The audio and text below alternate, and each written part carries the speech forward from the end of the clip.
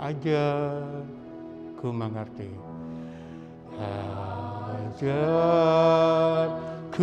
mengerti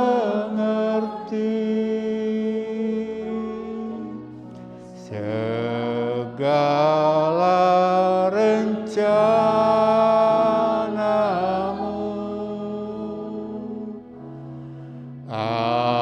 Ajarku berserah hanya padamu.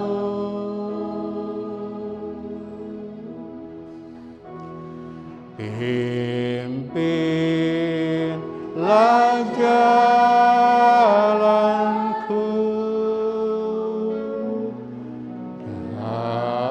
dalam terang firman-Mu.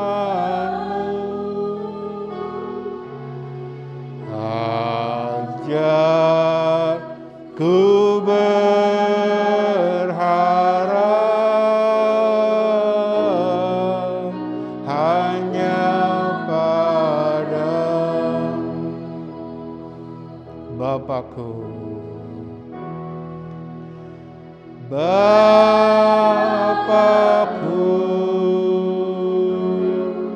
ajar segala rancangan-Mu.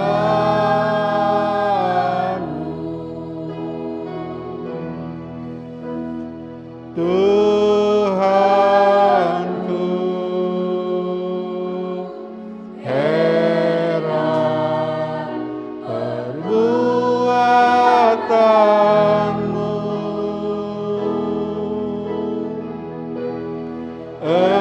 Engkau sanggup mengadakan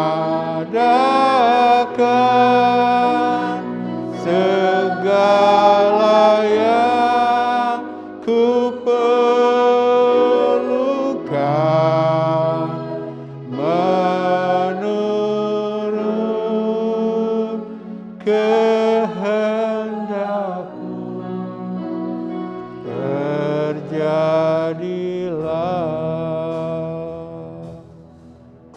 Saya tidak tahu, saya tidak paham, saya tidak mengerti apa yang jemaat bawa ke tempat ini pagi hari ini. Kebutuhan apa, keperluan apa, kerinduan apa yang ada dalam hidup kita. Sebagai manusia saya tidak tahu. Tapi Allah yang hadir di tengah-tengah kita pagi hari ini tahu. Dan Dia tidak sekedar tahu, Dia peduli.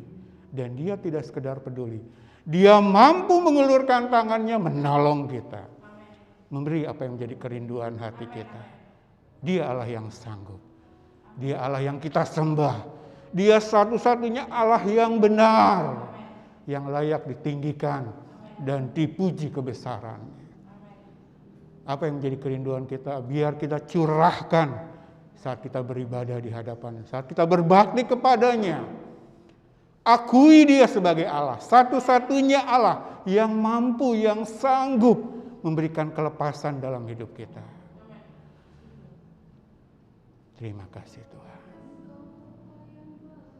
Dia sanggup, haleluya. Engkau sanggup mengadakan segala yang ku perlukan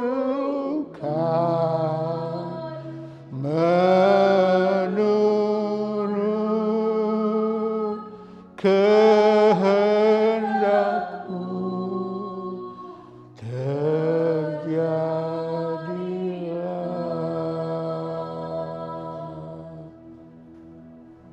Amin Tuhan. Silakan duduk.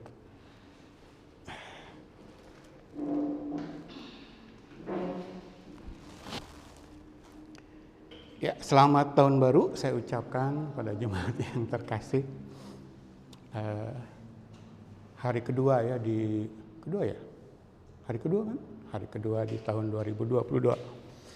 Ada banyak pergumulan di tahun 2021, mungkin masih terbawa ke tahun 2022. Pandemi masih menghantui kita walaupun kita sudah dengar kabar-kabar baik ya. Kita doakan terus Allah menolong kita. 2022 pandemi berakhir, amin. Tapi apapun yang menjadi kerinduan kita, apapun yang menjadi pergumulan, sekali lagi yang mungkin terbawa dari tahun lalu, kita percaya di Allah yang sanggup ya. Selama kita terus rindu diajari oleh kebenaran firman, mengerti apa yang menjadi rencana Tuhan dalam kehidupan kita, sehingga kita tahu kepada siapa kita berharap dan berserah diri ya. Kita akui dia satu-satunya andalan dalam kehidupan kita. Nah, dengan optimisme secara rohani inilah kita akan jalani 2022 ke depan ya. Akan ada banyak hal-hal indah, hal-hal ajaib dan heran yang akan Tuhan nyatakan dalam kehidupan kita. Itu janji kebenaran firman, khususnya secara rohani ya. Jadi kalau Allah sudah merancangkan segala sesuatu dan rancangan Allah tidak mungkin gagal, pasti digenapi. Lalu Allah merancangkan sampai hal-hal terkecil dalam kehidupan kita, dan itu pun pasti Tuhan genapi demi kebaikan kita. Sebenarnya kan tindakan orang percaya satu-satunya adalah mengejar pengenalan akan Dia. Itu saja. Ajar Tuhan, tambah hari, tambah saya mengenal Engkau. Sehingga ketika satu hal digenapi dalam kehidupan saya bisa menaikkan ucapan syukur. Tidak saja hal-hal yang menurut manusia baik ya. Tetapi ada kalanya Tuhan izinkan hal-hal yang menurut ukuran manusia kurang baik, yang mendukakan, menjadi beban. Tapi kita percaya ya, sebagaimana Rasul Paulus percaya bahwa ketika Allah campur tangan dalam segala aspek kehidupan kita, maka Dia pasti mendatangkan kebaikan ya. Nah, oleh pengenalan akan Allah kita bisa mengerti itu ya. Dikasih yang senang, terima kasih Tuhan. Dikasih yang mendukakan, terima kasih Tuhan. Dengan satu pemahaman bahwa Allah sedang mengerjakan sesuatu dalam hidup kita untuk mendatangkan kebaikan. Nah, itu yang saya sebut sebagai optimisme Kristen ya, secara rohani. Baik, kita akan lanjutkan pelajaran kita. Pagi hari ini saya ingin mengawali tahun 2022 ini dengan bekal kebenaran firman. Biarlah ini menjadi bekal sepanjang tahun ya. Mungkin sepanjang 2022 atau bahkan di sisa kehidupan kita sampai kita bertemu dengan kekasih kita Tuhan Yesus ya. Saya ambil dari Mazmur pasal 65 ayat yang ke-12. Kita akan baca sama-sama ya. Dalam hitungan yang ketiga. 2, 3. Engkau memahkotai tahun dengan kebaikanmu, jejakmu mengeluarkan lemak. Tanah-tanah padang gurun menitik, bukit-bukit berikat pinggangkan sorak-sorai. Padang-padang rumput berpakaikan kawanan kambing domba, lembah-lembah berselimutkan gandum, semuanya bersorak-sorai dan bernyanyi-nyanyi ya. Rindu 2022 kita menjalani seperti apa yang digambarkan oleh ayat ini. Ayat ini diawali dengan perkataan apa? Engkau Allah Elohim, Allah kita, memahkotai tahun dengan kebaikanmu. Seberapa jemaat yang ada di tempat ini bisa nggak dengan iman, dengan rasa syukur, berani mengatakan bahwa 2021 yang baru saja kita lewati, Tuhan telah memahkotainya dengan kebaikan. Berani nggak? Walaupun kalau saya ingat 2021, ada juga yang teringat yang pahit-pahit di sana, yang mendukakan di sana ya, yang membuat saya susah di sana. Tetapi kalau kita bisa melewati itu tetap dalam iman kepada Kristus, tetap bisa hadir di tempat ini dan merasakan sukacita ya. Saya katakan kalau orang Kristen datang di gereja penuh sukacita, bagaimana Daud dulu. Aku bersukacita ketika dikatakan orang kepadaku, mari kita ke rumah Tuhan. Ya, ada sukacita karena kita percaya Tuhan telah menyediakan karunia-karunia rohani, dan ketika kita berkumpul seperti ini dalam sukacita, dalam ucapan syukur, Tuhan mencurahkan itu dengan limpah dalam kehidupan kita. Amin. Nah, kalau kita boleh datang pagi hari ini di awal 2022, itu adalah karena kemurahan tuh Tuhan ya, kasih karunia tuh Tuhan. Kalau hari ini kita masih bisa berkata terima kasih Tuhan, bahkan dengan segala beban pergumulan hidup yang masih terbawa mungkin dari 2021, itu tandanya Tuhan telah memahkotai 2021 dengan kebaikannya ya. Kalau kita bandingkan dengan orang-orang di luar sana yang tidak mengenal Tuhan, sungguh tahun-tahun kita dimahkotai dengan kebaikan. Nah, percaya nggak di 2022 Tuhan akan lebih lagi menyatakan kebaikannya ya. Nah, kalau kita berbicara mahkota tidak dipasang ke kepala setiap orang. Mahkota tidak dipasangkan ke kepala sembarang orang, betul ya? Mahkota hanya dipasangkan kepada siapa? Siapa yang biasanya pakai mahkota? Raja atau pangeran ya, keturunan dari raja, orang pilihan raja. Ini ya, artinya ketika berbicara mahkota kebaikan Allah di sini, kita tidak sedang berbicara kebaikan Allah secara umum. Ya. Seluruh manusia di bumi merasakan kebaikan Allah, merasakan kasih Allah, betul ya? Firman Tuhan katakan ketika Allah menurunkan hujan, orang percaya menikmati, orang tidak percaya pun menikmati ya. Ketika kita menjaga kehidupan kita dengan adanya udara yang dengannya kita bernapas, baik yang percaya, baik yang tidak percaya menikmati ya. Ketika manusia bekerja, berjerih lelah lalu mendapatkan hasil dari kerjanya, baik yang percaya maupun tidak percaya menikmati ya. Ini anugerah kebaikan kasih Allah yang diberikan secara umum. Tetapi kalau kita di awal sudah diajak berbicara tentang mahkota, kita menangkap satu keistimewaan. Hanya dialami oleh sekelompok orang tertentu, betul ya? Kalau kita berbicara mahkota, kalau kita berbicara kerajaan Inggris sana, ketika kita berbicara mahkota kerajaan Inggris, maka kita sedang berbicara hanya sekelompok kecil orang tertentu yang akan mewarisi, betul ya? Keturunan Ratu Elizabeth. Kan di luar itu kan tidak akan ya mengenakan.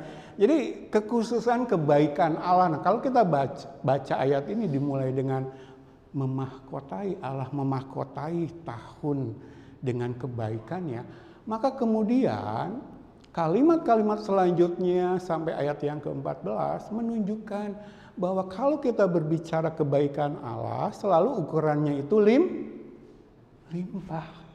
Ya, Allah itu kan kekal. Kekal itu tidak terukur, tidak terjangkau pikiran manusia ya. Tidak terjangkau pikiran manusia, tapi itu yang diberikan Allah. Jadi kalau kita berbicara segala sesuatu yang diberikan oleh Allah, maka itu selalu dalam takaran limpah ya. Coba kita baca lagi pelan-pelan. Jejakmu mengeluarkan lemak. Kalau kita berbicara lemak, berbicara kelimpahan. Jadi jejak di sini maksudnya begini. Di sana di tanah Israel, ketika panen mereka menghasilkan hasil panen yang limpah, lalu ketika panen itu diangkut dengan kereta-kereta, maka di sepanjang jalan berjatuhan ya, jadi meninggalkan jejak, sehingga ketika orang lihat jejak kereta bangsa Israel yang lewat setelah panennya limpah ya. Jadi lemak berbicara kelimpahan, sesuatu yang didapatkan melebihi daya tahan Kristen itu seperti itu loh. Jadi kalau ada orang Kristen berkata, saya mendapat sukacita dari Allah, seharusnya sukacita itu dirasakan oleh orang-orang di sekitarnya. Ketika orang Kristen berkata, saya telah mendapatkan keselamatan, jaminan surga dari Allah, maka seharusnya limpah. Ada saatnya pasti dalam perjalanan hidupnya muncul kerinduan untuk menginjili orang.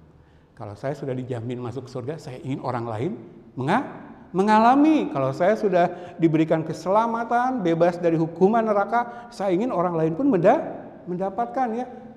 Selalu begitu. Jadi kalau kita berbicara kehidupan orang Kristen itu nggak ada iri-irian, betul ya? Apalagi yang secara rohani, karena Tuhan memberikan limpah ya. Lanjut ayat 13. Tanah-tanah padang gurun menitik. Kita berbicara padang gurun loh. Tapi dikatakan tanahnya menitik ya. Bukit-bukit berikat pinggangkan sorak-sorai ya. Jadi jangkauannya bahkan ke padang Kalau dikatakan padang gurun kan bayangannya apa? Gersang, tandus, kering ya, gerah. Ini berkata ayat 13 berkata sebaliknya. Ya.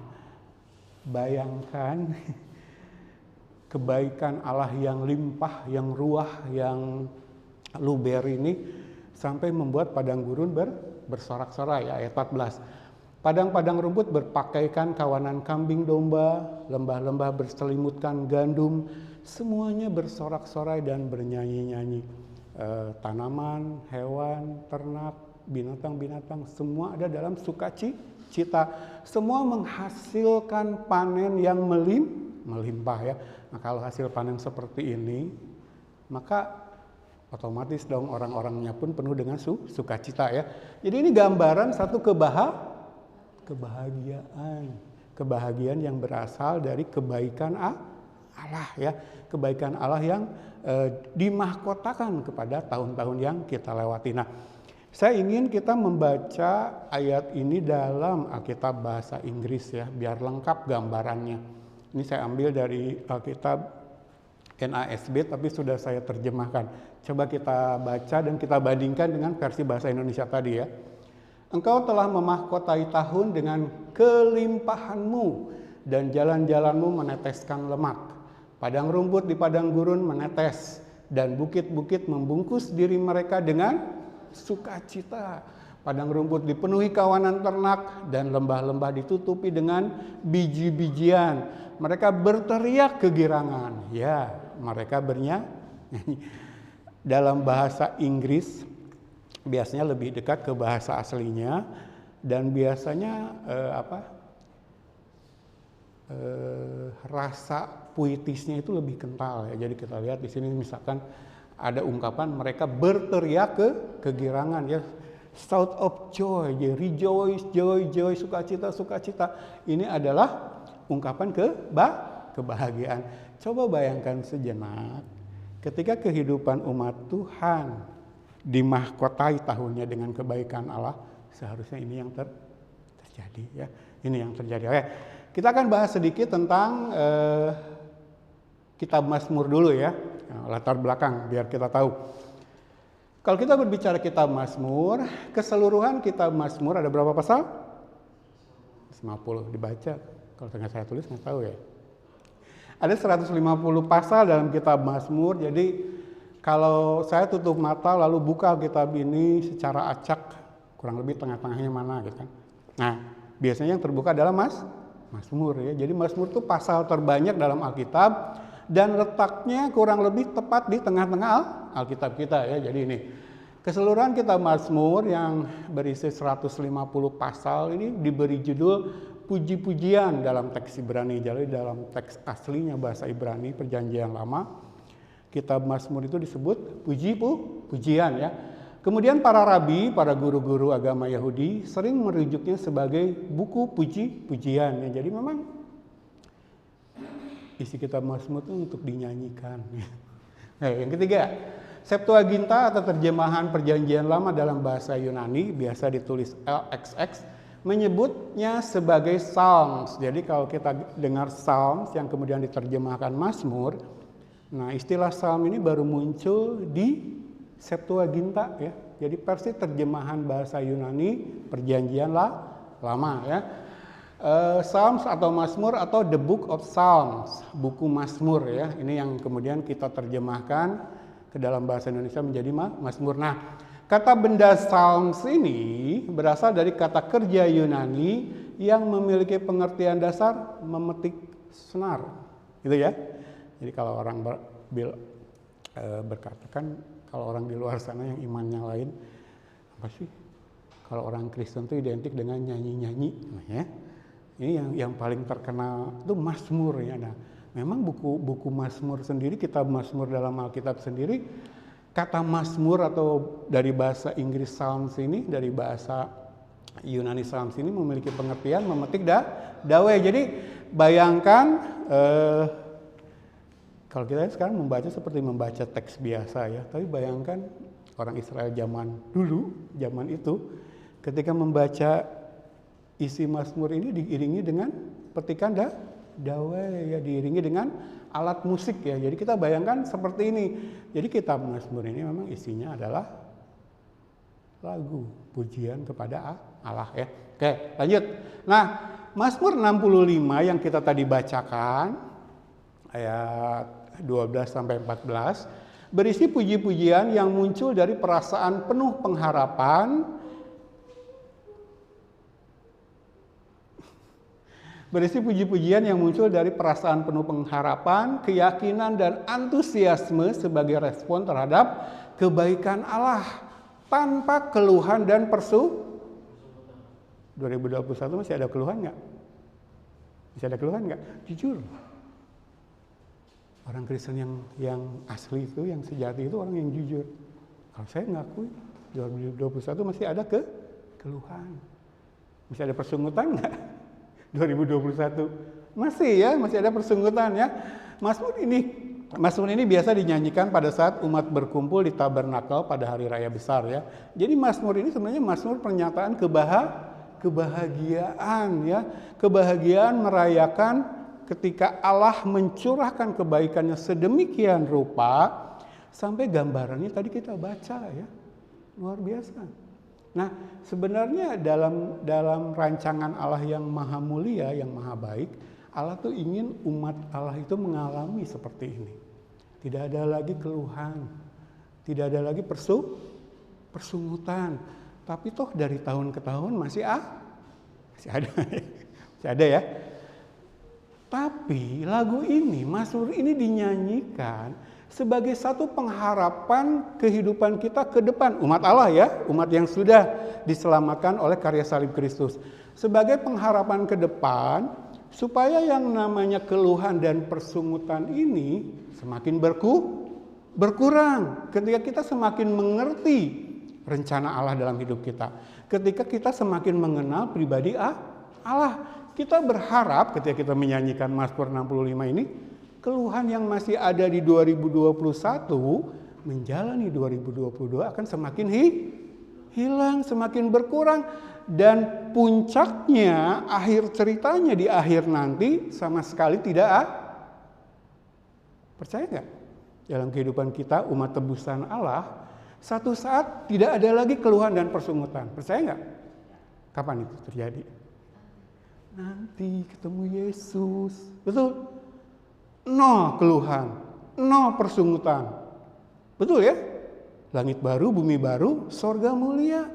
Tapi menuju ke sana, ketika kita menyanyikan Mazmur ini, ketika bangsa Israel menyanyikan Mazmur ini, dalam kegembiraan, kesadaran bahwa Allah memahkotai tahun yang kita jalani dengan kebaikannya yang limpah, ini akan semakin berkurang.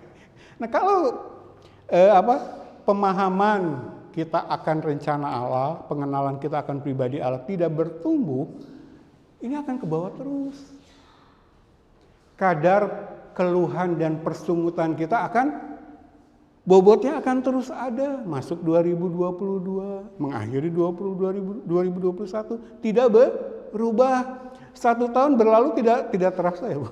Tidak terasa loh. Kalau diingat-ingat, rasanya baru kemarin merayakan Natal, merayakan Tahun Baru. Jadi nanti 2022 tidak terasa kita lewati, kadar keluhan dan persungutan dalam hidup kita masih sama, ya. Nah, kita berharap lewat menyanyikan Mazmur ini kita diingatkan bahwa ingat loh, tujuan akhir kita nol keluhan, nol persungutan. Nah, kalau pengharapan akan sorga mulia itu kaya dalam hidup kita, itu akan membuat kita menjalani kehidupan mulai dalam pemahaman gitu. Walaupun yang terjadi dalam hidup kita masih berupa cobaan, masih berupa ujian, masih berupa pergumulan, masih berupa permasalahan, masih berupa orang menyakiti hidup kita. Tapi karena kita semakin dekat dengan Allah, mengenal rancangan dan pribadi Allah, tanggapannya akan lain. Betul, ya? Menderita bagi Kristus akan terasa menyenangkan, membahagiakan ketika kita mengenal siapa Allah yang kita sembah. Gitu, ya patokannya. Jadi seperti ini. Kita lanjut dulu. berbicara tentang kebahagiaan. Jadi Mazmur 65 itu Mazmur pernyataan kebahagiaan. Mau ya menjalani 2022 penuh dengan kebahagiaan. Tapi saya baca Detik, saya disuguhi berita seperti ini. Indeks kebahagiaan Indonesia 2021. Maluku Utara tertinggi, lalu Banten terendah. Ya. Coba saya bacakan sedikit ya berita ini. Badan Pusat Statistik merintis Indeks Kebahagiaan 2021. Hasilnya, Banten menjadi daerah dengan indeks kebahagiaan yang paling rendah se-Indonesia. Dilihat dari Indeks Kebahagiaan 2021 yang dirilis BPJS pada Jumat kemarin tanggal 31, indeks ini diukur lewat survei pengukuran tingkat kebahagiaan yang dilaksanakan 3 tahun sekali. Perhatikan kalimat terakhir. Pada 2021, tingkat kebahagiaan penduduk Indonesia diukur dari 3 dimensi. Kepuasan hidup, perasaan, dan makna hidup. Jadi dari 3 komponen ini diadakan survei, lalu didapatkan hasil ya, indeks kebahagiaan orang Indonesia. Yang tertinggi apa katanya? Maluku Utara ya. Yang terendah Banten. Kita tinggal di mana? Jawa Barat ya. Jawa Barat ranking ke berapa sih? Ternyata Jawa Barat menyedihkan ya. Ternyata Jawa Barat cuman urutan ke-5 dari bawah. Tidak bahagia kita. Ya. Ibu dari Sumatera Utara kan ya? Coba Sumatera Utara masuk ke mana? Mana? Mana? Waduh, hanya 2 tingkat di atas Jawa Barat ya, ke-7 dari bawah. Jawa Barat nggak bahagia ya 2021, kurang bahagia. Dengan metode pengukuran seperti ini ya, manusia mencoba mengukur tingkat kebahagiaan. Nah mungkin kita benar, apalagi dengan adanya pandemi ya, kebahagiaan kita berkurang. Kalau saya lihat anak kami, biasa kalau pagi itu sebelum pandemi, saya ajak jalan-jalan keluar, sering main keluar. 2 tahun itu karena pandemi di rumah terus ya. Dan otomatis tingkat kebahagiaan menurun ya. Nah, tapi kalau kita kembali ke bahasan kita Mazmur pasal 65, sebenarnya kebahagiaan seperti apa sih yang diajarkan oleh Alkitab, yang Allah rindu tetap ada dalam kehidupan umatnya. Walaupun saat masih hidup di dunia ini, secara lahiriah mungkin termasuk hitungan kurang bahagia. Atau kita pindah aja sama-sama ke Maluku Utara, bagaimana? Setuju nggak? Ini kan paling tinggi Maluku Utara. Kita pindah ke Maluku Utara.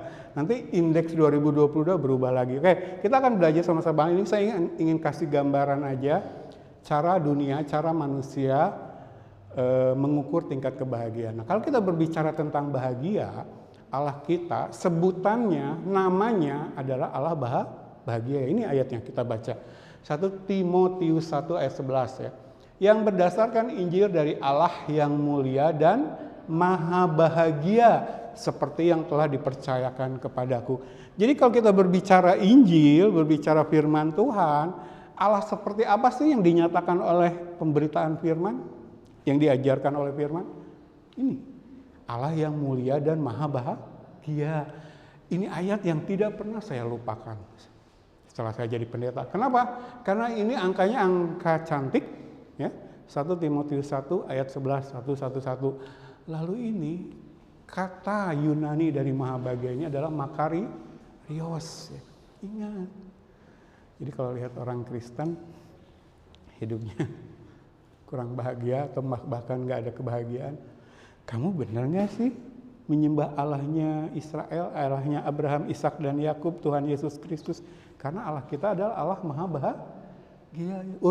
Pokoknya ukurannya kalau kita sebutkan sesuatu kepada Allah selalu ada maha kuasa, maha kasih, betul ya? Maha tahu, maha bahagia. Nah, awalan maha di depan ini menunjukkan sumber yang tidak akan pernah kering. Sumber yang tidak akan pernah habis. Mau dicurahkan dalam kehidupan Dani sampai Dani nerima luber, melimpah, sampai berjatuhan tadi di sepanjang jalan. Bahagia Allahnya tidak akan pernah habis. Percaya nggak sih Allah yang kita sembah Allah yang maha bahagia. Ini ayatnya ya, 1 Timotius 1 ayat 11. Tapi kalau cuman baca ayat yang ke-11, tidak lengkap. Tadi di awal kita sudah bahas kalau berbicara mahkota, berbicara tentang sekelompok orang yang khusus. Tidak semua orang mendapatkan. Jadi kalau Allah kita Allah maha bahagia, lalu bahagianya Allah yang maha, yang tak terbatas itu, haknya siapa sih? Akan dilimpahkan, dicurahkan secara limpah kepada siapa? Nah, untuk tahu kita harus baca secara lengkap. Mau ya baca secara lengkap. Saya bacakan secara cepat dan jemaat perhatikan baik-baik. Mulai ayat yang pertama ya, tadi kan ayat 11. 1 Timotius 1 ayat yang pertama. Dari Paulus, Rasul Kristus Yesus menurut perintah Allah Juru Selamat kita dan Kristus Yesus dasar pengharapan kita, kepada Timotius, anakku yang sah di dalam iman. Kasih karunia, rahmat, dan damai sejahtera dari Allah Bapa dan Kristus Yesus Tuhan kita menyertai engkau. Ketika aku hendak meneruskan perjalananku ke wilayah Makedonia, aku telah mendesak engkau supaya engkau tinggal di Efesus dan menasihatkan orang-orang tertentu agar mereka jangan mengajarkan ajaran lain ataupun sibuk dengan dongeng dan silsilah yang tiada putus-putusnya, yang hanya menghasilkan persoalan belaka dan bukan tertib hidup keselamatan yang diberikan Allah dalam iman. Tujuan nasihat itu ialah, perhatikan baik-baik, tujuan nasihat itu, tujuan pengajaran firman, tujuan pemberitaan Injil, ialah kasih yang timbul dari hati yang suci, dari hati nurani yang murni, dan dari iman yang tulus ikhlas. Lanjut ya ayat berikutnya. Ayat yang ke-6. Tetapi ada orang yang tidak sampai pada tujuan itu. Tujuan mana? Yang ingin dicapai tadi? Iman Kristen?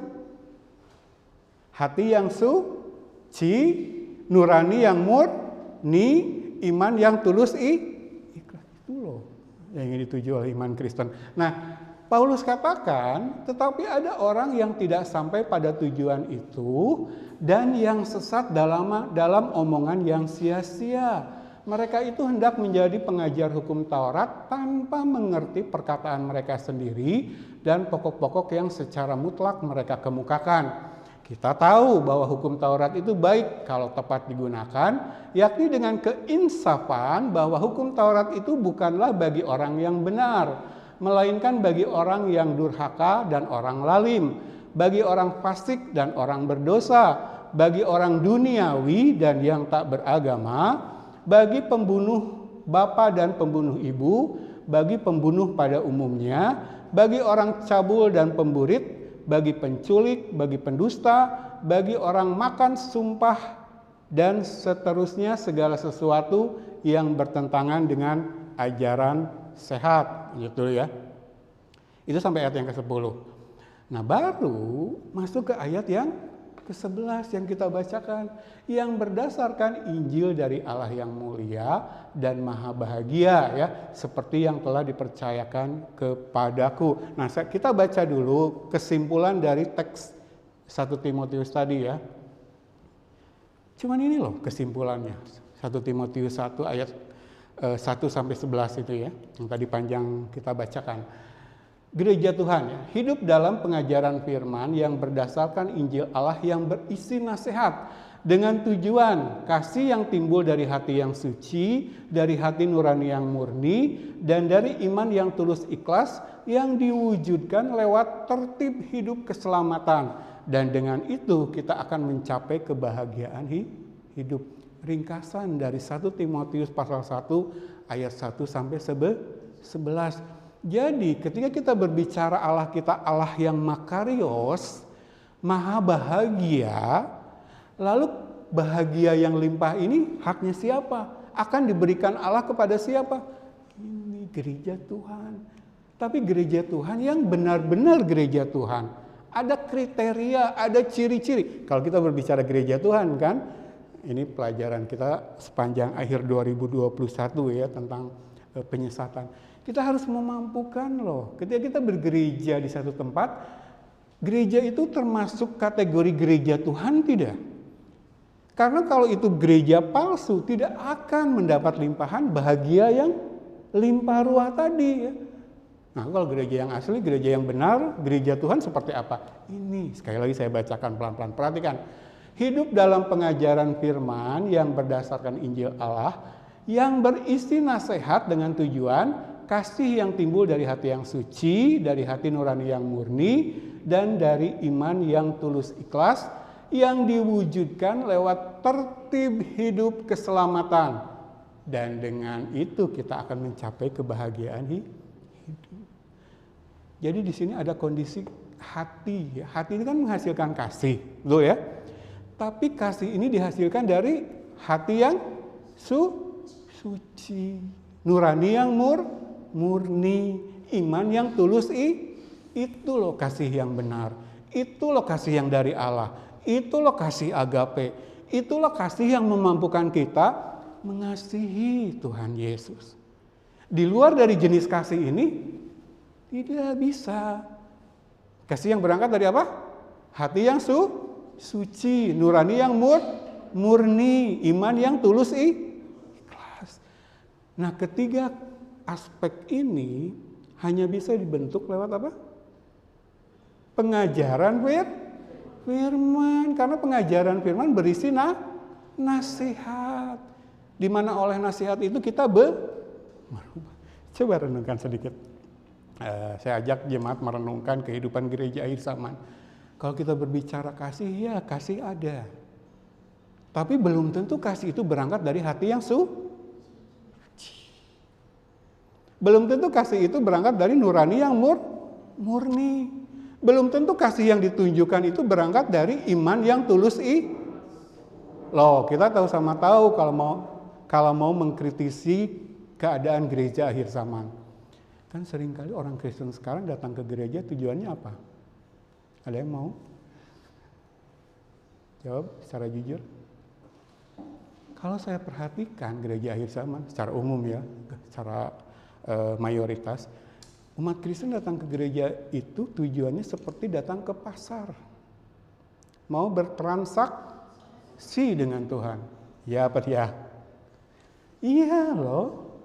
Mereka melakukan sesuatu dengan harapan, dengan tuntutan Allah membalas melakukan yang lain kepada mereka. Betul ya? Jadi kalau mereka berbicara kasih, kasihnya tidak lagi muncul dari iman yang tulus ikhlas. Allah itu seringkali di dalam pikiran dan perasaan orang Kristen akhir zaman itu sekedar tempat untuk kita meminta, sekedar tempat supaya dia melakukan sesuatu bagi kita. Ya atau ya, betul ya. Ketika kita datang ke beribadah itu yang ada dalam pikir ini ya, begitu materialistisnya orang Kristen gereja zaman sekarang. Begitu ketika kita datang ke gereja yang ada dalam benak kita apa? Kalau kita berbicara berkat lahiri ria. Kalau mau jujur ya, ini loh. Nah, lewat pengajaran firman, lewat nasihat-nasihat yang disampaikan ketika kita hidup dalam pengajaran firman, kita dibawa untuk semakin membentuk iman Kristen kita semakin tulus, semakin mengerti bahwa karunia keselamatan yang sudah Yesus berikan itu harganya tak ternilai. Bahwa sorga yang dijanjikan dalam iman Kristen itu nilainya tak terukur. Tidak bisa dibandingkan dengan yang terbaik sekalipun yang bisa diberikan dunia ini. Makanya ketika orang Kristen datang ke gereja harusnya dengan rasa cukup. Saya sudah berikan pelajaran ini di tahun-tahun lalu ya. Jadi ibadah kalau dilakukan dihadiri dengan rasa cukup itu akan mendatangkan keuntungan. Coba. Sangat susah hari-hari ini mencari orang Kristen yang datang ke gereja pada hari Minggu tujuannya cuma satu.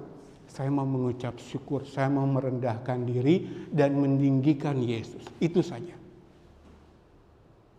Nggak ada loh. Kenapa nggak ada atau jarang? Karena gembalanya dari mimbar pun selalu mengiming-imingi dengan berkat-berkat lahiriah. Kenapa sih kita nggak ke gereja dengan satu tujuan saja, meninggikan Tuhan? Karena sadar anugerah keselamatan, pemberian sorga, itu sudah tak ternilai. Sudah pemberian yang wah. Karir, kekayaan, usaha maju, apa berkat lahirnya lagi, kesembuhan. Itu nggak ada apa-apanya dibandingkan kehidupan kekal yang dijamin bagi kita orang-orang Kristen. Kenapa orang Kristen nggak, pokoknya saya hanya ingin menyembah Tuhan. Minggu lalu khotbah Natal saya yang kedua itu bercerita tentang orang Majus ya, Bu Gembala, tentang orang Majus loh yang dari negeri timur datang ke Yerusalem, ke Bethlehem. Tujuannya apa? Matius cuma satu katakan, tuliskan. Tujuannya apa? Kami ingin menyembah. Oh, perjalanan mereka jauh. Saya sudah jelaskan ya minggu lalu. Nanti tonton YouTube-nya kalau sudah saya taruh. Perjalanan mereka jauh, ribuan kilometer dalam kondisi jalanan padang gurun saat itu ya, bukan saat sekarang. Kalau saat sekarang kan sudah ada jalan raya, kondisi sudah enak. Tapi 2000 tahun yang lalu itu mereka bisa mati di tengah jalan. Tapi perjalanan yang jauh dan berbahaya itu mereka tempuh tujuannya cuma satu, menyembah Raja yang lahir. Dan ketika mereka datang menyembah, mereka memberikan persembahan real ya, tidak datang dengan tangan hampa. Apa yang diberikan oleh orang Majus? Emas, kemenyan, dan mur. Persembahan yang memang layak untuk raja. Kita sudah belajar minggu lalu ya. Jadi kenapa sih orang Kristen sekarang tidak datang ke gereja? Tujuannya saya ingin menyembah Tuhan. Saya ingin memberikan segalanya bagi Dia. Saya ingin memusatkan, memfokuskan pikiran dan hati saya selama 1 jam, 2 jam ibadah hanya bagi Tuhan. Tidak memikirkan yang lain, tidak pecah konsentrasi kepada hal-hal yang lain, tidak meminta apa-apa karena yang Dia berikan sudah lebih. Kalau dibandingkan dengan ukuran dunia ya. Kan Tuhan sudah janji. Selama kita setia hidup dalam kebenaran firman, maka kebutuhan kita akan dicukupkan. Matius pasal yang ke? 6. Makanya ayatnya berkata, kejarlah dahulu kerajaan Allah dan kebenarannya. Apa yang menjadi kebutuhan kita, cukupkan. Nah, kalau kita benar-benar percaya akan janji-janji firman ini, ya pokoknya datang ke gereja, nggak minta apa-apa, nggak berharap apa-apa. Pokoknya menyembah Tuhan, merendahkan diri dan meninggikan Dia. Coba ya, lewat janji firman Tuhan tadi kita sudah dengar. Allah rindu memahkotai 2022 dengan kebaikannya lebih dari 2021. Dengan syarat apa? Kita memberi diri hidup kita ini loh dibentuk.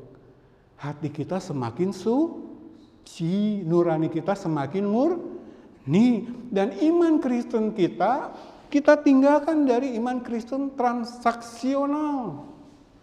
Itu kata orang teologi pintar, saya cuma ikutin lagi. Orang Kristen sekarang transaksional. Jadi ketika datang kepada Allah, yang di pikirannya hitung pedagang ya. Jadi gereja itu bukan lagi satu-satunya tempat kita merendahkan diri dan meninggikan Yesus ya. Kita akan perbaiki, kita masuk ke dalam pertobatan ya. Kita relakan diri kita diubahkan oleh kuasa Roh Kudus dan firman. Nah, makanya saya selalu bilang ke jemaat, kalau hari Sabtu ingat bahwa besok Minggu akan berangkat ke gereja ibadah, persiapkan kehidupan kita supaya ketika 1 jam, 1 jam setengah, 2 jam di gereja itu sepenuhnya fokus kepada Kita sudah belajar ya Filipi pasal 2 ayat 5-11 ketika Yesus mengosongkan dirinya. Coba bayangkan Yesus mengalami penderitaan yang sedemikian luar biasa sampai tergantung di salib. Yang dia pikirkan siapa? Dani.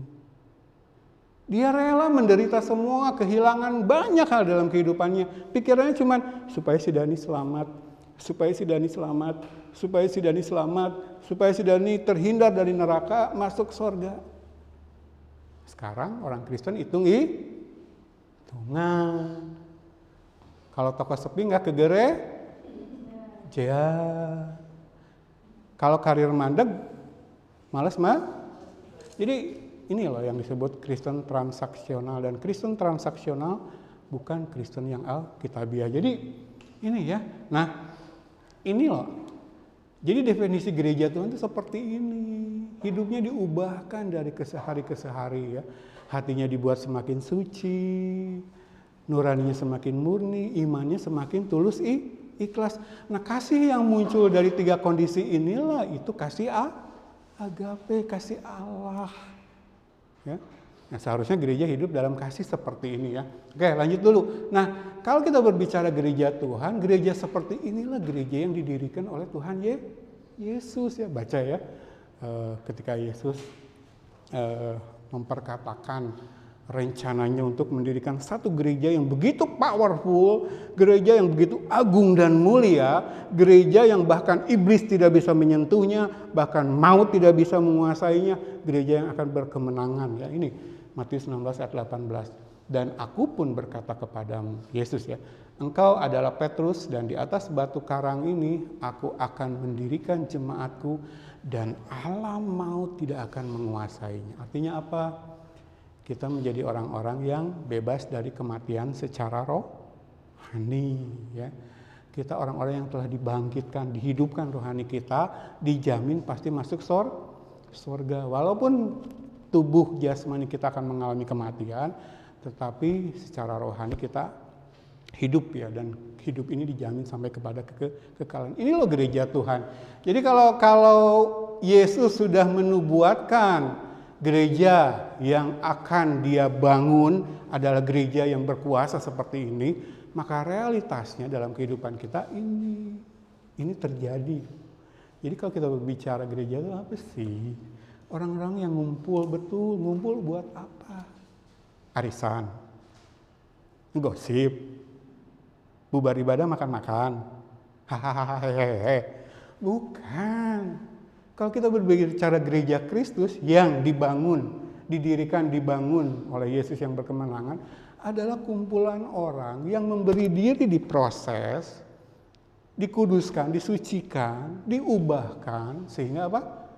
Hatinya semakin suci, nuraninya semakin murni, imannya semakin tulus ikhlas. Nah, kasih yang muncul dari kondisi seperti itulah yang berkuasa. Nah, oleh kasih yang seperti itulah kita akan mencapai kebahagiaan. Lanjut dulu ya. Jadi sedikit-sedikit kita taruh dalam pikiran dan hati kita. Nah, maka kalau kita berbicara bahagianya orang Kristen, tidak diukur oleh ukuran kebahagiaan dunia. Kalau itu kita ingat Makarios, bahagianya Allah kita, Allah Yahweh, tidak bisa diukur oleh dunia, berbeda dengan bahagianya dunia. Makanya kalau kita baca Matius pasal yang ke-5, ucapan bahagia ya, khotbah Yesus di atas bukit. Ketika itu Yesus berbicara sebagai seorang raja, menyampaikan hukum-hukum kerajaan Allah, berbeda dengan dunia. Maka ketika Yesus memperkatakan Makarios, 9 kali Makarios, dari ayat 3 sampai ayat yang ke-11, justru kalau diukur oleh ukuran dunia tidak bahagia. Coba kita baca. Singkat aja, pasti sudah pada tahu.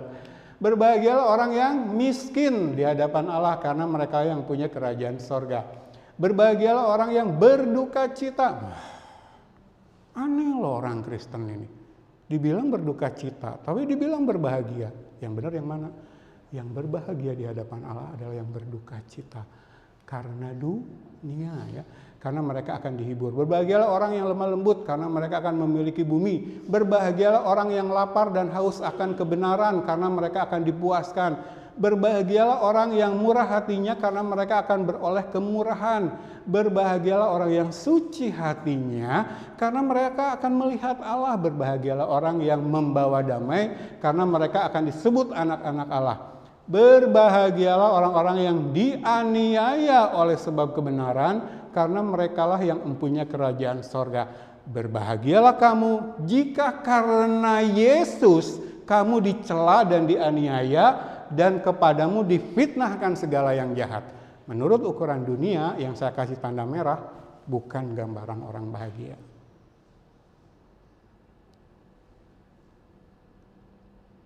Tapi kita baca yang kuning lah. Di dalam Allah, yang mengalami yang merah-merah ini justru yang berbahagia. Kalau baca kehidupan Yesus di dunia, bahagia nggak? Secara manusia ya, menurut ukuran dunia. Dia tergantung di salib, menurut dunia dia kalah, pecundang. Secara lahiriah ketika Yesus tergantung di salib itu kalah, dia pecundang. Mati secara terkutuk. Ingat ya pelajaran Filipi. Disamakan dengan penjahat kelas kakap. Bahkan dia diolok-olok apa coba waktu dia disalib. Kalau kamu memang Raja Israel, bebaskan dirimu. Betul kan? Kok kamu membiarkan dirimu kalah sih? Jadi Yesus menurut pandangan manusia dalam kehidupannya di dunia kalah. Padahal dalam kekalahan itu dia meraih kemenangan. Dia membebaskan orang yang mau percaya kepadanya dari dosa. Dia memerdekakan begitu banyak orang yang mau menerima dia sebagai Tuhan dan Juru kemenangan. Secara lahiriah kalah gitu. Jadi kalau Makarios semua ini kata bahagia di sini. Bahagia yang berasal dari Allah. Mahkota nggak diberikan kepada sembarang orang. Bahagianya Allah tidak milik semua orang. Ini berani menyatakan kebenaran walaupun karena itu dia tahu dia pasti dibenci. Nah kalau kita berharap 2022 kita semakin bahagia, bahagia yang mana dulu yang dikejar? Karena ada orang mengejar bahagia lahiriah duniawi, gak mau yang kuning. Maka dia gak mau mengalami yang merah. Dia masih mengejar bahagianya versi dunia. Maka hatinya tidak bertambah suci, nuraninya tidak bertambah murni. Imannya tidak bertambah tulus. Tetap aja ke gereja tuh transaksional. Supaya usaha saja tidak sepi. Supaya toko saya terus laku, supaya pekerjaan saya terus menaik.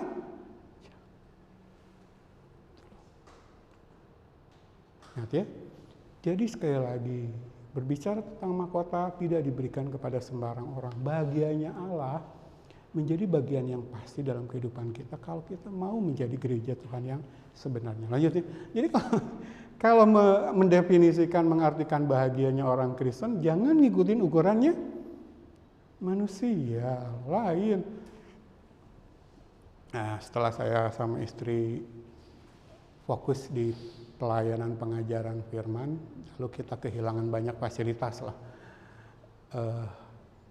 Ada orang yang berkata, kasihan banget ya si Dani hidupnya tidak bahagia. Nggak apa-apa, saya bilang ke istri nggak apa-apa, bener kok emang realitas. Untuk hal-hal duniawi kita kehilangan kebahagiaan kita. Miskin, berduka, lemah lembut, lapar dan haus akan kebenaran dan sebagainya yang merah-merah. Itu dilihat dari ukuran manusia itu tidak bahagia, nggak apa-apa. Secara lahiriah, secara duniawi memang kebahagiaan kita berkurang. Betul itu realitas. Tetapi itu rela kita jalani karena kita mengejar yang kuning. Kita mengejar dapat bahagianya Allah. Mahkota. Biar kita masuk hitungan orang-orang spesial yang layak di kepala kita diberikan mahkota kebaikan Allah yang berlimpah itu bahagianya Allah ya. Ini loh, orang Kristen harusnya punya prinsip hidup seperti ini. Untuk mendapatkan kebahagiaan kita harus rela melepaskan kebahagiaan. Bingung lagi kan? Emang iman Kristen tuh seperti ini. Kalau dilihat dari tolak ukur manusia duniawi,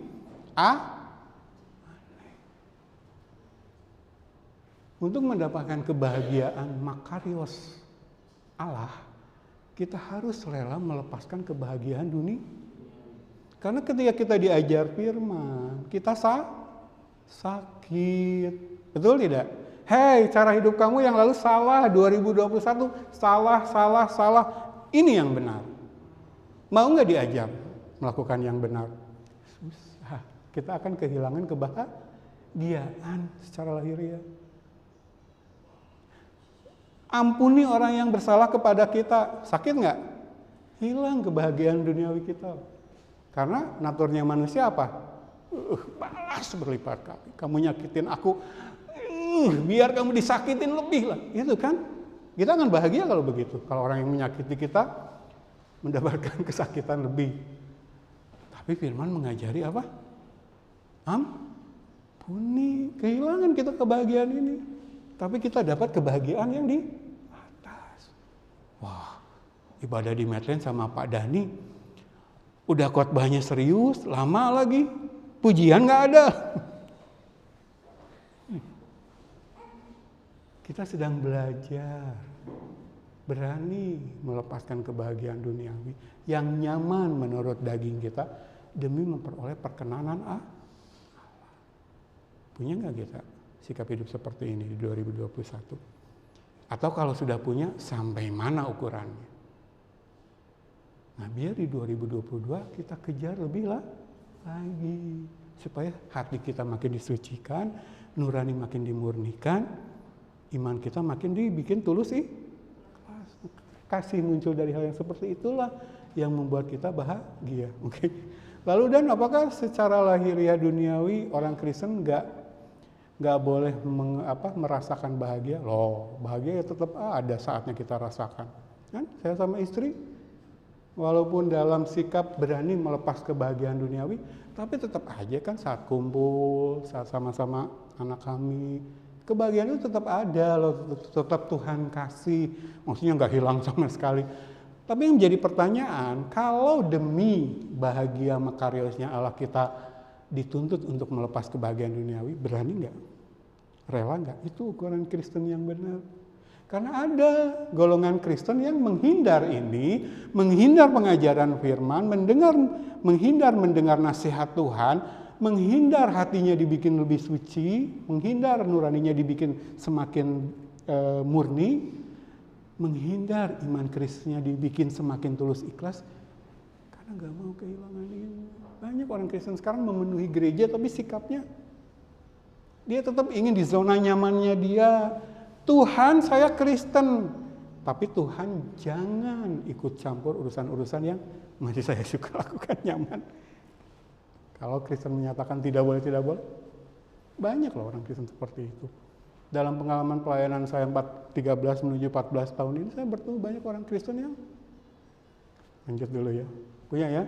Jadi 2022 kita kejar ini sama-sama di tempat ini lewat nasihat yang diberikan oleh pengajaran firman.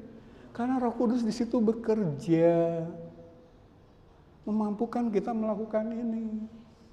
Ya, kita terus punya iman seperti itu. Oke. Nah, kita sudah belajar ini. Kita mengulang aja secara cepat ya. Akhir tahun kemarin kan kita belajar tentang Filipi pasal 2 ayat 5 sampai 11. Nah, kita belajar kemarin, hendaklah kamu dalam hidupmu bersama menaruh pikiran dan perasaan yang terdapat dalam Kristus Yesus. Apa itu? Sangkal diri dan pikul salib. Ayat 6 sampai 8. Lalu ayat 9 sampai 11 mengakui Yesus sebagai Tuhan, meninggikan Dia. Ini. Jadi gereja Tuhan ngumpul-ngumpul di gereja. Tujuannya ini. Untuk bersama-sama oleh kekuatan Roh Kudus dan firman menjalani hidup sangkal diri pikul salib, rela kehilangan bahagianya duniawi, bahagianya lahiriah demi mendapat perkenanan Allah, sehingga kita berhak mendapatkan makarios, bahagianya Allah ya. Ini satu-satunya cara untuk memuliakan Allah Bapa dan bersaksi kepada dunia. Nggak ada cara lain Allah Bapa dimuliakan kecuali gereja Tuhan berani menjalani hidup seperti ini. Nah, kalau namanya gereja ngumpul-ngumpul sekedar hahaha, yang dikejar masih hal-hal duniawi gitu. Ya? Oke, lanjut lagi. Jadi ini kita sudah pelajari sepanjang akhir 2021. Ini loh gereja Tuhan. Jadi kalau kita berbicara fellowship, ikatan persaudaraan di dalam gereja, tujuannya apa dulu? Kalau orang Kristen ngumpul-ngumpul di gereja tuh apa? Harus beda loh dengan klub sosial. Ya, coba kita baca. Biar kita ngerti gitu, kalau kita berbicara gereja tuh ngumpul-ngumpul dengan saudara seiman, tujuannya apa? Nah, ya. Ini peristiwa setelah Pentakosta, pencurahan Roh Kudus. Ini loh gereja ideal. Modelnya gereja sorgawi itu seperti ini. Mulai ayat yang ke-40 ya, Kisah Para Rasul 2.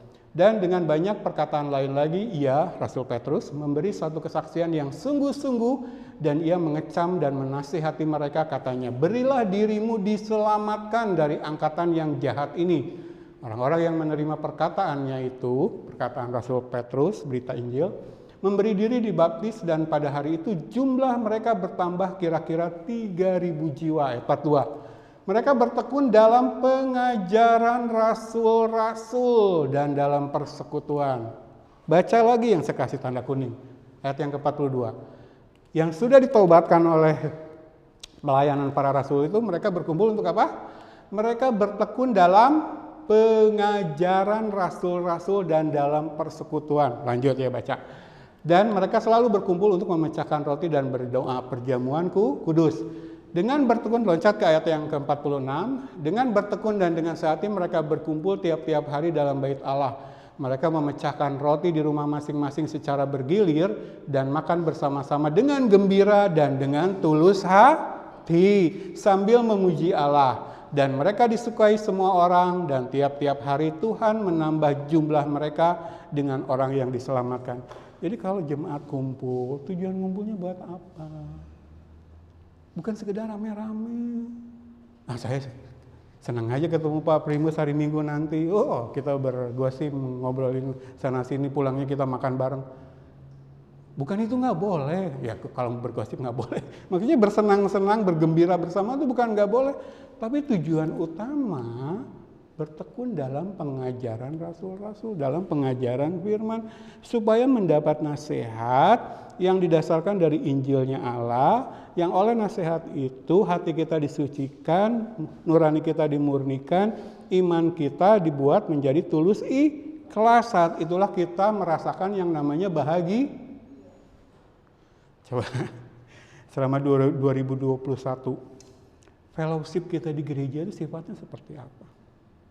Kalau saya lihat gaya fellowshipnya gereja akhir zaman itu kan sekedar mengejar justru kesenangan-kesenangan duniawi. Ya dapat kesenangan duniawi, dapat kebahagiaan duniawi, rame-rame, hahaha. Tapi kalau bertekun dalam pengajaran firman yang justru diteladankan, dicontohkan oleh gereja mula-mula jauh dari kehidupan fellowship kita, maka dalam fellowship kita yang terjadi bukan kuasa Allah bekerja. Itu menjadi klub sosial aja, keduniawian aja, walaupun terjadi di dalam gereja ya. Oke ya. Jadi kalau berbicara fellowship dalam gereja itu seperti apa? Inilah yang dikejar, pengajaran firman ya. Oke, lanjut. Oke. Jadi kita sekarang mengerti mahkota itu diberikan tidak kepada sembarang orang. Bahagianya Allah itu limpah, maha bahagia makarios. Tapi itu akan diberikan limpah tidak kepada sembarang orang, tapi kepada orang-orang Kristen sejati, gerejanya Tuhan, yang memang mengejar perkenanan Allah, yang memang mengejar hidupnya diubahkan terus-menerus, sehingga ketika Allah melihat kehidupan kita, Allah disenangkan, lalu Dia melimpahkan bahagianya kepada kita. Ya, jadi ini loh, Allah rindu 2022 Allah memahkotai kita dengan kebaikannya, betul ya? Dengan kasihnya, dengan bahagianya Allah makarios. Maka kita berkomitmen pagi hari ini, di hari kedua 2022, di ibadah yang diberkati Tuhan pagi hari ini. Tuhan, ini yang akan saya kejar sepanjang 2022. Kalau 2021 saya lalai, kalau 2021 saya masih menganut Kristen transaksionalis, beribadah, menyembah Tuhan karena ada yang saya ingini, kalau selama 2021 dan tahun-tahun sebelumnya saya hanya menempatkan Tuhan sebagai pesuruh saya di mana saya minta apa yang saya ingini untuk memuaskan diri saya, maka di 2020 saya minta ampun, saya bertobat minta ampun, dan di 2022 saya akan cari perkenanan Allah. Saya akan kejar bahagianya Allah. Bahagianya duniawi, kalau pada ada saatnya saya menikmati, tapi itu bukan lagi yang saya kejar. Bahkan itu akan rela saya korbankan demi mendapat bahagianya Allah, ya, seperti itu. Oke. Nah, kita akan lanjutkan pelajaran ini minggu depan. Jadi kita akan mendalami lebih lagi Mazmur pasal yang 65 ini.